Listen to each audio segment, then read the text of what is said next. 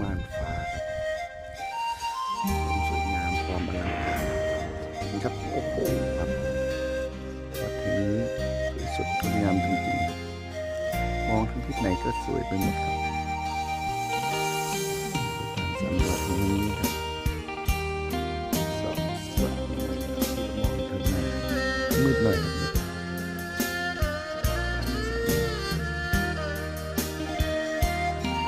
งามของวัดนี้ฟ้ามืดกะคงบ่โดนเห็นสนตาเว้นยามเศร้าน้องเอ๋ยเศร้าสาอย่างเอาถ้าเขาบ่ฮักอย่าฝืนปิดสากอกน้ำตาที่มันหัวออกบุญมือไปแล้วเขาคงบอกคืนอย่าฝืนให้เสียเวลาอย่าห้ามน้องขอ